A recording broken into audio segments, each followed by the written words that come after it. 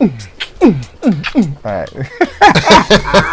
I love it, dude. I love it so much. This is such a great experience. So thank you again for having me, man. Of course, man. Thank you for joining me, man. This makes it so much easier because doing it myself, which it is a DIY, course, but doing it myself, it is challenging. And having a co-host that is also knowledgeable about this stuff really helps me think about it and give you the best content that we can. Welcome to Certain Media DIY Musician Secret number 2. This is top 6 time management tools for DIY musicians. Everybody needs to learn time management. That's not anything that is out of the realm of your needs for day-to-day life, right? So even more so when you're doing gigs and you have a job and maybe you have a family, you really need to get a handle on your time. That's why we put this together. These are just 6 strategies. This is by no means all of the strategies you can use, but these are the top 6 strategies that we use to help ourselves be on time and not double book if we can avoid it. Exactly. Strategy number 1 is using a planner or a date book. And have you ever done that before? Every day. Yeah. Every day I at least when I'm working at my job, it's important because scheduling tours and things like that. Before I got this recent job, though, it was a lot more difficult for me because in addition to having work and stuff like that to worry about, the stuff that's passion projects, you need to schedule it in order for it to happen at all, because that was something that I learned a long time ago. If it's not on your schedule, it ain't happening. Yeah, exactly. And I just kind of live by that nowadays. Yeah, I feel that. So basically with that, everything you do, just write it down, record it somewhere so that you don't forget, you have some sort of reminder. But if you don't want to use the old school way, you can get into the digital apps. So strategy number 2 is to use the Google Calendar app. And are you familiar with that? Oh, yes. It's one of my favorites. Tell me about how you use it in your daily life. Sure. So whenever I'm scheduling appointments with other people, it's really nice for syncing them in and giving them an email notification. It's my favorite feature. But lots of services provide that type of capability these days. Yeah. It's just a matter of tapping into it. And I've had the service for a long time and I hadn't seen its potential. Yeah. Now that I have, my life has kind of made a turn for the better. Man, I feel the exact same way. Like the notifications, like you said, the reminders, especially you can do little reminders, like a little tied string around your finger kind of thing, or you can set an event where you get a reminder and the guest also gets a reminder when you've invited them. It's really, really powerful. And if you don't have a computer at home or a cell phone at home, you can always use a computer at the library or somewhere. That's a free resource. But if you do have a cell phone or smartphone, strategy number 3 is to use the Google Calendar app on your phone.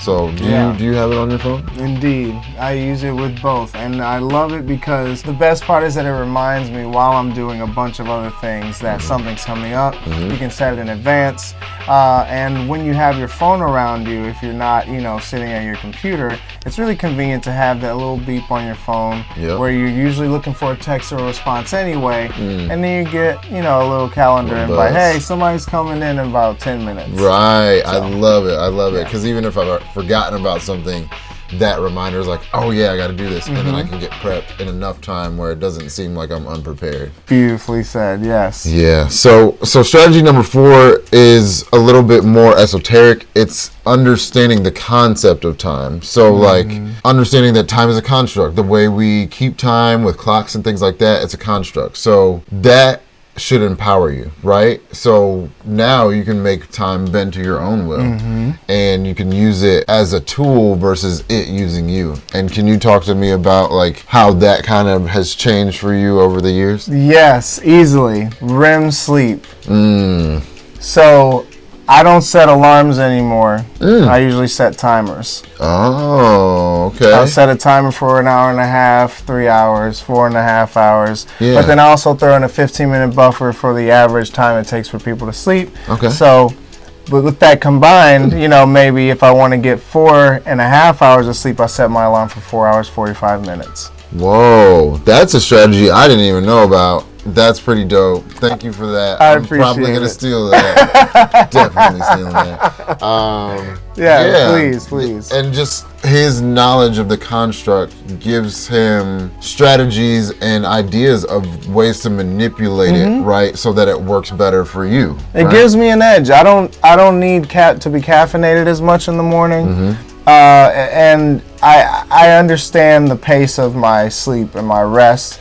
And at this point, with a regular schedule, it really has conditioned me to know if that's out of sorts and adjust accordingly. I haven't been getting enough sleep, so I really must listen to my body, you know? Yes, definitely listen to your Resist body. temptation to be on the phone, resist temptation to like be on the video game all day, which is definitely something I struggle with. But I mean, I managed to be grateful for the ability to rest at my own pace. And yeah, I want to take advantage of it. Man, that's so real. So that brings us to strategy number 5, break it up, break it down. When we're talking about breaking up time means chunks, like you were just talking about.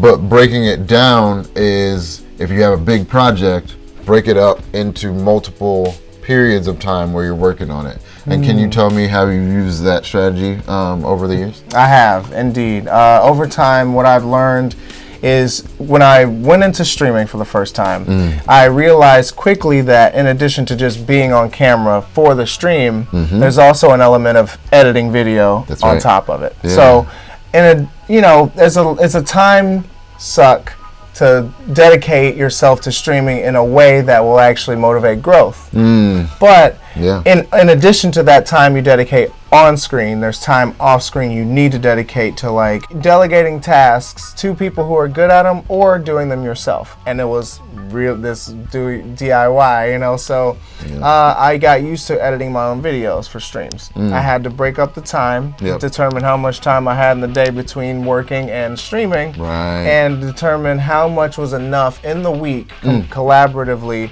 to actually justify being able to spend 5 hours a week on video editing for a project, which you can do a lot in a diligent 5-hour period. If you're focused, for sure. Yeah. That was great. That pretty much sums that up. You mentioned in there our strategy number 6 is outsource it. So like, if you're not good at your own time management, ask someone else. And have you ever done that? Yes, many times. Over the course of my life, you being the second, I've had a couple life coaches in my life that have really motivated me to get a grip on my time. And ever since, I've been very inspired to keep that up, because ever since I've really put a microscope on that, it's really been working out to my benefit.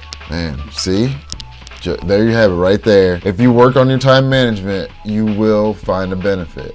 But that's it. That's Certain Media DIY Musician Secret number 2, top 6 time management tools for DIY musicians. Next, we're going to get into DIY secret number 3, home recording for beginners.